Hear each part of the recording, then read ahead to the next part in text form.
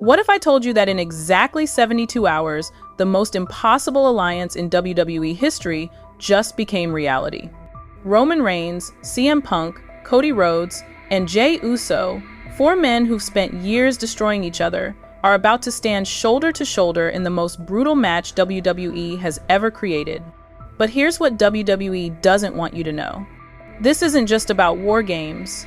This isn't just about Logan Paul's so-called vision. This is about a conspiracy that goes back over a decade, involving Paul Heyman's master manipulation, a betrayal so deep it shattered the wrestling world, and a revenge plot that's been brewing in the shadows since CM Punk walked away from WWE in 2014. Stay with me, because what I'm about to reveal will change everything you think you know about this WarGames match. And by the end of this video, you'll understand why this alliance isn't just shocking, it's absolutely necessary for the survival of professional wrestling as we know it. Let me take you back to Monday Night Raw in Boston, because what happened there wasn't just another wrestling segment. It was a declaration of war that sent shockwaves through the entire WWE Universe. Picture this. The arena is electric, 15,000 fans on their feet, and then silence. That eerie, bone-chilling silence that only happens when something monumental is about to unfold. CM Punk's music hits, and I'm telling you, the entire building shook like an earthquake had just struck Massachusetts. But here's what you didn't see on television. Backstage, just minutes before Punk's entrance, there was chaos. Security guards were scrambling, producers were shouting into their headsets, and Triple H himself was pacing back and forth like a man who just lost control of his own show. Because Punk wasn't supposed to be there that night. This wasn't scripted. This was CM Punk going completely off the rails, and WWE had no choice but to let it happen. When Punk grabbed that microphone, his hands were shaking, not from nerves, but from pure, unfiltered rage. He looked directly into the camera, and for a moment, it felt like he was speaking to each of us personally. "Logan Paul," he said, his voice cutting through the arena like a knife, "you think you can sucker punch the voice of the voiceless and walk away? You think your little YouTube fame gives you the right to disrespect this business?" The crowd erupted, but Punk wasn't done. He continued, "You want to talk about vision?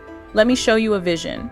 A vision of your face meeting my fist in a street fight, right here in Boston, with no rules, no referees, and no escape."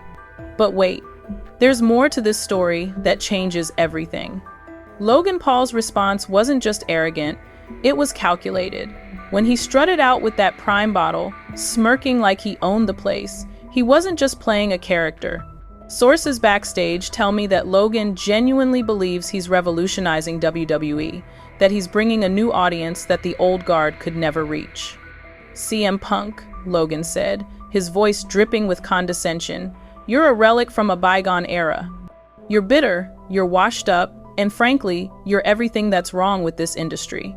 My vision represents the future, young, dynamic, connected to the real world, not living in some fantasy where wrestling matters more than entertainment." Those words hit Punk like a sledgehammer to the chest. You could see it in his eyes. This wasn't just about a wrestling feud anymore. This was about the soul of the industry he'd given his life to. And that's when everything changed. Because just as Punk was about to launch himself at Logan Paul, the ring suddenly filled with bodies. Paul Heyman emerged from the shadows like a serpent, flanked by the monstrous Bronson Reed and the rising powerhouse Braun Breaker. The numbers game was in full effect, and Punk found himself surrounded by enemies. Heyman took the microphone, and his words were like poison. "CM Punk, you are without question the single most unlikable human being I have ever had the displeasure of knowing. You're selfish, you're destructive, and you're a cancer that nearly killed this company once before." The arena fell silent. Even the most hardcore Punk fans seemed stunned by the venom in Heyman's voice. This wasn't wrestling trash talk. This was personal, real, and absolutely brutal. But then, the music hit. Jey Uso's entrance music exploded through the speakers. And suddenly, every single person in that arena felt like they were part of something bigger than themselves. This wasn't just about watching a wrestling show. This was about witnessing history unfold in real time. Jey stormed down that ramp with the intensity of a man possessed, and you could feel the energy shift in the building. The crowd wasn't just cheering, they were roaring, they were standing, they were becoming part of the story. Because in that moment, everyone in attendance understood that they weren't just spectators anymore, they were witnesses to a revolution. When Jey slid into that ring and stood beside CM Punk, it wasn't just two wrestlers forming an alliance. It was a statement that family loyalty runs deeper than corporate politics, that blood is thicker than business deals, and that sometimes the enemy of your enemy really can become your brother. The crowd sensed it immediately. Signs went up, chants erupted, and suddenly everyone in that arena felt like they belonged to something special. They weren't just watching WWE, they were part of the resistance against Logan Paul's vision of corporate takeover. But the belonging experience was just beginning. Cody Rhodes' music hit next, and the roof nearly came off the building. Here was the American nightmare, the man who'd spent years fighting to finish his story, now standing alongside two men who represented everything he'd been fighting against. But in that moment, none of that mattered. What mattered was standing up to the forces that threatened to turn WWE into nothing more than a social media playground. When Cody stepped through those ropes and exchanged that knowing nod with CM Punk, every fan in attendance felt like they were part of an exclusive club.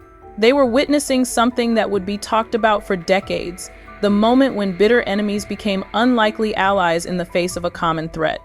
The experience wasn't just about watching wrestling anymore. It was about being part of a movement, a rebellion against everything fake and manufactured in modern entertainment. And then the violence erupted like a dam bursting.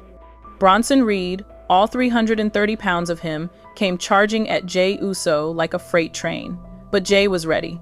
He ducked under Reed's massive arms and delivered a super kick, so devastating that it sent the big man flying over the top rope and crashing into the announce table below. The crowd exploded. This wasn't choreographed wrestling. This was raw, emotional combat between men who genuinely despised each other. CM Punk grabbed a steel chair and went after Braun Breaker with the fury of a man who'd been holding back years of frustration. Each chair shot echoed through the arena like a gunshot, and with every impact, you could feel Punk releasing a decade of pent-up anger and betrayal. Meanwhile, Cody Rhodes was stalking Logan Paul like a predator hunting its prey. Logan tried to escape, backing toward the ropes, but there was nowhere to run. Cody measured him up and delivered a crossroads, so picture perfect that it looked like something out of a wrestling textbook. But here's what made this moment truly special, and this is where the third retention technique comes into play. Because what happened next wasn't just about wrestling moves or athletic ability, it was about belief, expectation, and the power of conviction to change reality itself. As the chaos continued to unfold in that Boston arena, something shifted in the atmosphere. You could feel it through the television screen, you could sense it in the way the wrestlers moved, and you could hear it in the crowd's reaction. This wasn't just another wrestling segment. This was a moment that everyone involved truly believed would change the course of WWE history. CM Punk stood in the center of that ring, surrounded by the wreckage of what had just transpired, and his entire demeanor radiated absolute confidence. This wasn't a man hoping for revenge. This was a man who knew, with complete certainty, that justice was coming. His expectations weren't just high, they were unshakable. When he grabbed the microphone and looked directly into the camera, his voice carried the weight of absolute conviction. Logan Paul, Paul Heyman, and whoever else wants to join your little vision, you've made the biggest mistake of your lives. Because I don't just believe I'm going to destroy you. I know it, I expect it. And when WarGames comes around, that expectation is going to become your worst nightmare. The crowd believed him. More importantly, you could tell that Punk believed himself. And that belief was infectious, spreading through the arena like wildfire. Cody Rhodes stepped forward next, and his words carried the same unwavering confidence. For 3 years, I've been telling everyone that I was going to finish my story. Some people doubted me. Some people said it was impossible. But I never stopped believing, and look where that got me. Now I'm telling you that Logan Paul's vision ends at WarGames, and I expect you to believe me the same way I believed in myself. The power of expectation was transforming the entire narrative. These weren't just wrestlers cutting promos, these were men speaking their future into existence through sheer force of will. But the most shocking moment was yet to come. As Punk, Cody, and Jey stood tall in that ring, the arena suddenly went dark. The crowd fell silent, confused, and anticipating. Then, slowly, a single spotlight illuminated the entrance ramp.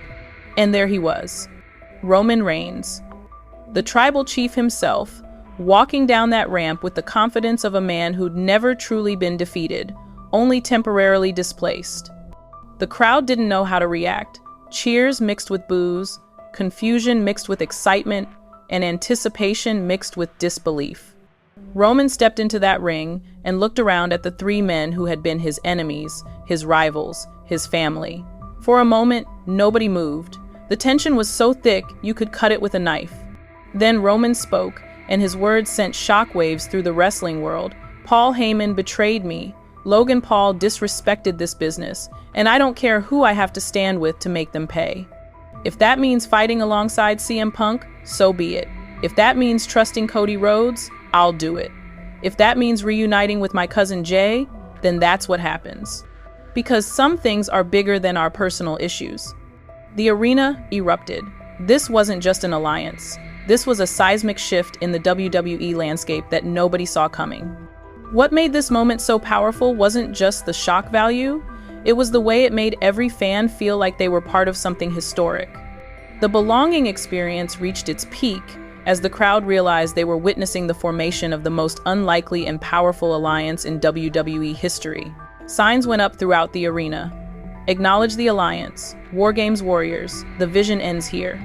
Fans were creating their own narrative, their own sense of belonging to this moment that transcended traditional wrestling storylines.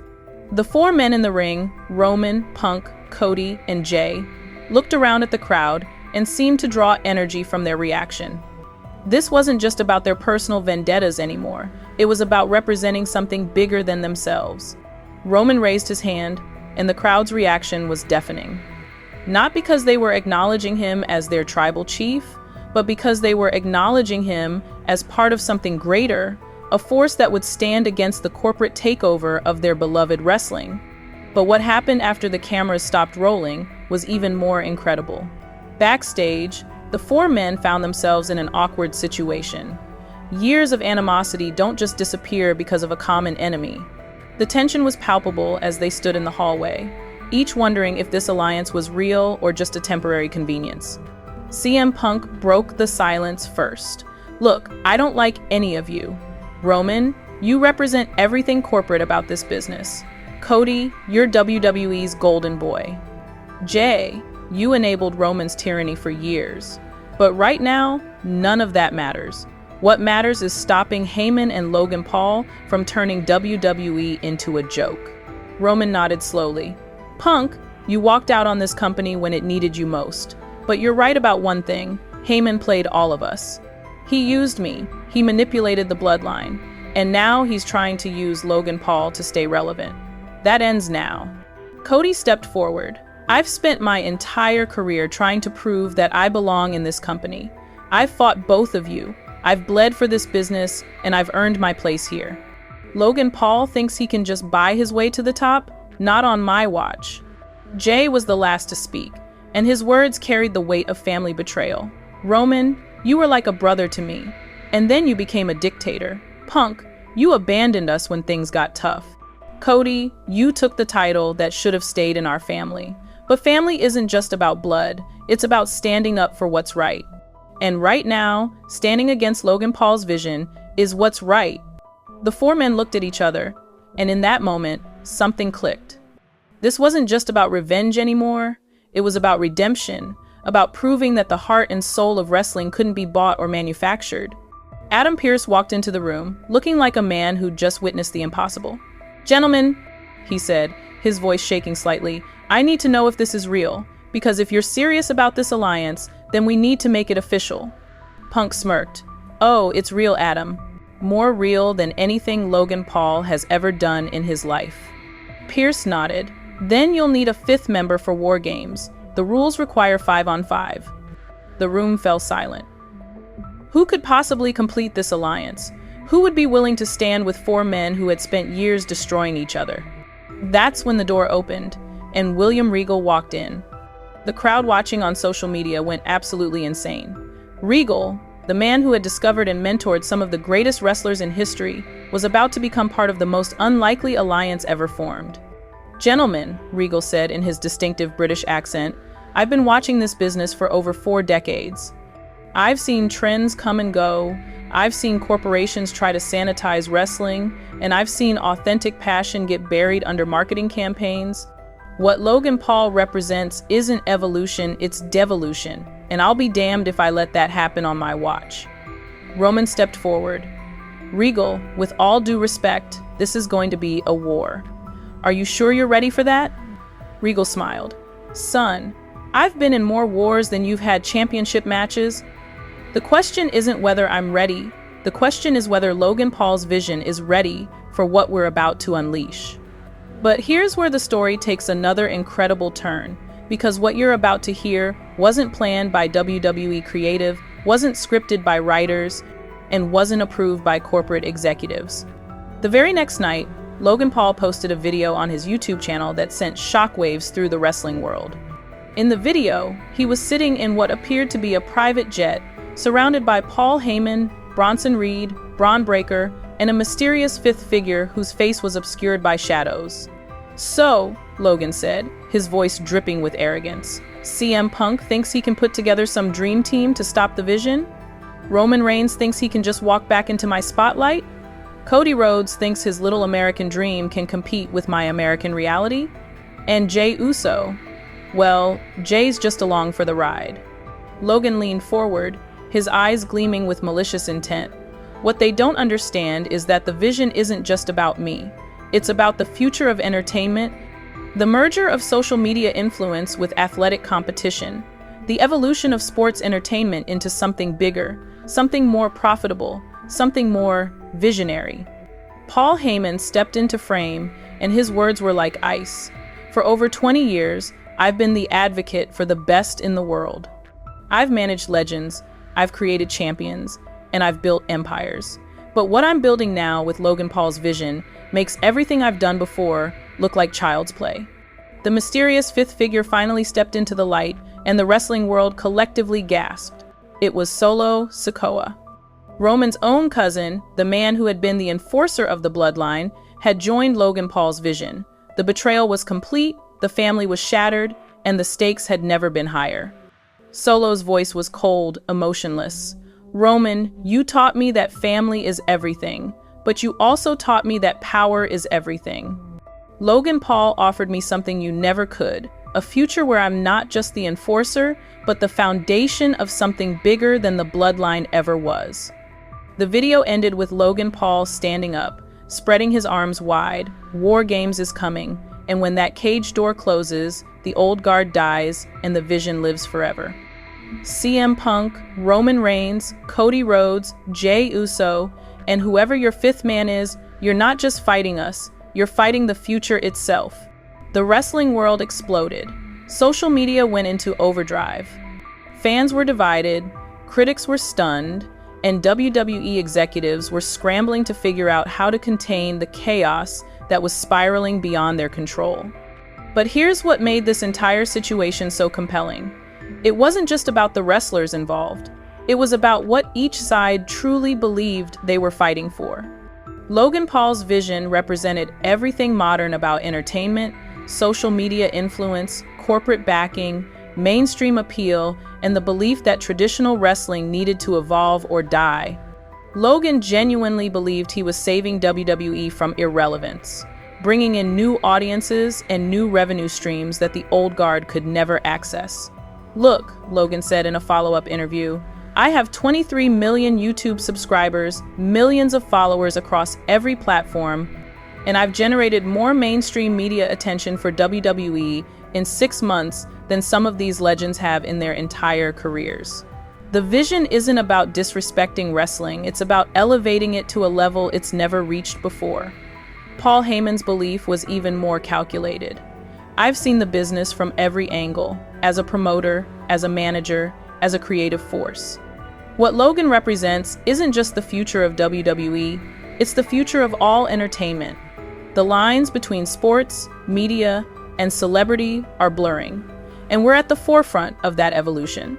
But on the other side, the alliance of Roman, Punk, Cody, Jey, and Regal represented something equally powerful: the belief that wrestling's authenticity, its emotional connection with fans, and its rich history were worth fighting for.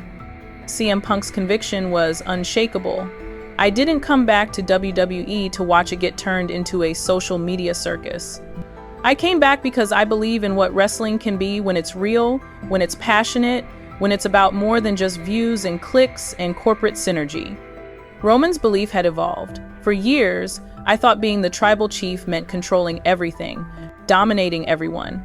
But I've learned that true leadership means protecting what matters most. And what matters most is making sure WWE doesn't lose its soul to corporate influence and social media manipulation. Cody's expectations were crystal clear. "I finished my story by winning the WWE Championship, but that was just the beginning.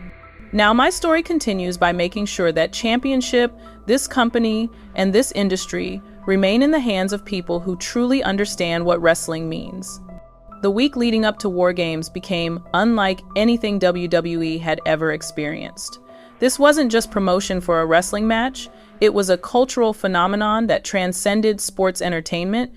Every day brought new developments, new revelations, new reasons for fans to stay glued to their screens. Monday brought leaked footage of Roman and Punk training together, their movements synchronized despite years of animosity. Tuesday revealed that Cody had been secretly meeting with independent wrestlers, building a network of support that extended far beyond WWE's walls. Wednesday's bombshell was a video of Jey Uso confronting Solo Sikoa in a parking garage. Their heated argument captured by security cameras and leaked to social media. The family drama was real, the emotions were raw, and fans felt like they were witnessing something authentic in an industry often criticized for being fake. Thursday brought the most shocking revelation of all. William Regal had been in contact with wrestlers from AEW, Impact Wrestling, and New Japan Pro Wrestling, building a coalition of support that crossed company lines. This wasn't just about WWE anymore, it was about the entire wrestling industry standing against corporate takeover. By Friday, the anticipation had reached a fever pitch. Ticket prices for WarGames were skyrocketing on the secondary market, social media engagement was breaking records, and mainstream media outlets were covering the story like it was a legitimate sporting event rather than predetermined entertainment. But the biggest shock came just hours before WarGames was set to begin. A video appeared on WWE's official social media accounts, but it wasn't produced by their creative team. It was raw, unfiltered, and clearly shot without corporate approval. The video showed all 10 participants in the WarGames match: Roman, Punk, Cody, Jey, Regal, Logan, Heyman, Reed, Breaker, and Solo, standing in the same room for the first time since the alliance was formed. The tension was suffocating. These weren't actors playing characters. These were real people with real grievances, real ambitions, and real hatred for each other. Logan Paul spoke first, his usual arrogance replaced by something more dangerous as genuine conviction. "You know what? I'm tired of pretending this is just business. I genuinely believe that everything you represent is holding this industry back. Your outdated concepts of paying dues and earning respect are meaningless in a world where influence and reach matter more than how many 5-star matches you've had." CM Punk stepped forward, his voice low and menacing. "And I genuinely believe that everything you represent is a cancer that will kill this industry if we don't stop it right here, right now. You think wrestling is just content for your social media empire, but for us, it's our life's work." Roman's voice cut through the tension like a blade. This isn't about old versus new, traditional versus modern. This is about authentic versus manufactured. And when that cage door closes tonight, we're going to show the world which one survives. The video ended abruptly, leaving fans with more questions than answers and more anticipation than any wrestling match had generated in years. WarGames night arrived, and the atmosphere was unlike anything WWE had ever produced. The crowd wasn't just excited, they were electric. charged with the knowledge that they were about to witness something that would define the future of professional wrestling. The match began with CM Punk and Logan Paul, one-on-one in the cage for 5 minutes before the first additional participant entered. Those 5 minutes felt like an eternity as two men who represented completely different philosophies about wrestling beat the hell out of each other with no holds barred. Punk's intensity was frightening. Every punch, every kick, every slam carried the weight of a decade's worth of frustration and betrayal. Logan, to his credit, didn't back down. His athletic ability and surprising toughness kept him competitive, but you could see the fear in his eyes as he realized that this wasn't a YouTube stunt, this was real combat.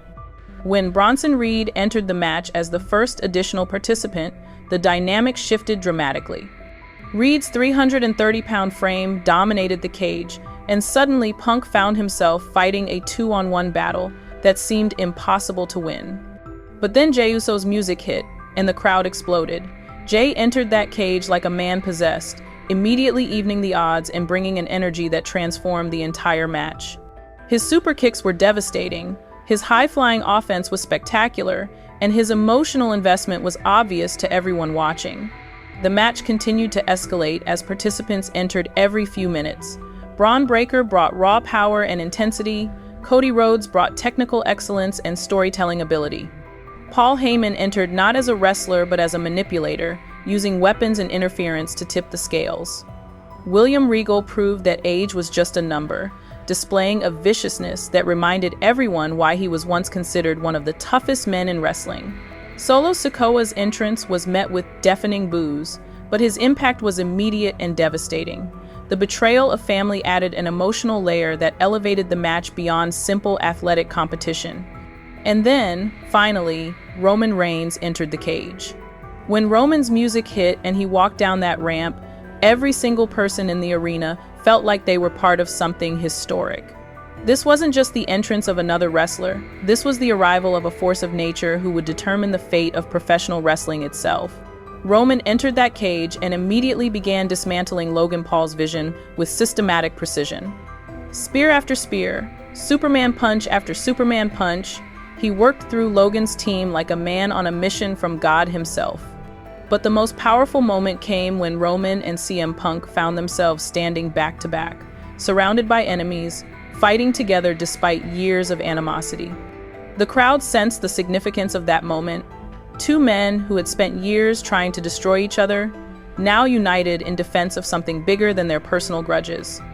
The belonging experience reached its peak when all 4 members of the Alliance, Roman, Punk, Cody, and Jey, stood together in the center of that cage, bloodied but unbroken, facing down Logan Paul's vision with unwavering determination.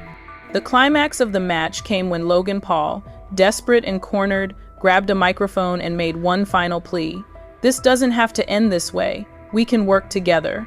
We can build something bigger than any of us could create alone. CM Punk grabbed the microphone and delivered the line that would be remembered forever.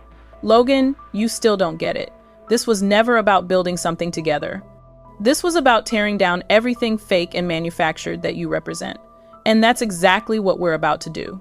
What happened next was poetry in motion. Roman speared Logan Paul so hard that the entire cage shook. Cody hit the crossroads on Solo Sikoa with such precision that it looked like a work of art. Jey delivered a super kick to Braun Breaker that sent him crashing through a table. And CM Punk locked Paul Heyman in the Anaconda Vice with such intensity that you could see 20 years of betrayal and manipulation being squeezed out of Heyman's body.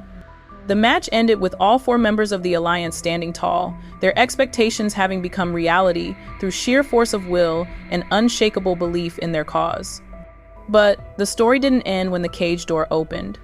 As the 4 men stood in that ring, bloodied and exhausted but victorious, they looked at each other with a mixture of respect, relief, and uncertainty. They had accomplished the impossible. They had united despite their differences and defeated a common enemy. Roman spoke first. We did what we came here to do. Logan Paul's vision is dead, and wrestling is safe. But that doesn't change what's between us. Punk nodded. You're right. Tomorrow, we go back to being enemies. But tonight, we were something more. Cody stepped forward. Whatever happens next, we proved that when wrestling is threatened, wrestlers stand together. Jey had the final word. Family isn't just about blood. Sometimes it's about standing up for what's right, even when it's hard. The four men raised their hands together one final time, acknowledging the crowd that had supported them through this incredible journey. Then they walked away, each heading in a different direction. Their temporary alliance dissolved, but their mutual respect earned. WarGames 2024 became more than just a wrestling match. It became a cultural moment that redefined what professional wrestling could be when passion, authenticity, and genuine emotion collided with corporate influence and manufactured entertainment. Logan Paul's vision wasn't just defeated. It was exposed as hollow, superficial, and ultimately unsustainable when faced with the real heart and soul of professional wrestling. The alliance of Roman Reigns, CM Punk, Cody Rhodes, and Jey Uso proved that sometimes the most unlikely partnerships can create the most powerful results. But perhaps most importantly, WarGames 2024 reminded everyone, wrestlers, fans, and corporate executives alike, that professional wrestling is at its best when it's real, when it's emotional, and when it's about more than just entertainment value or social media metrics. The wrestling world would never be the same, and that's exactly how it should be. Because in the end, the vision that survived wasn't Logan Paul's manufactured corporate dream, it was the authentic, passionate, and uncompromising vision of what professional wrestling could be when it's done right. And that vision will live forever.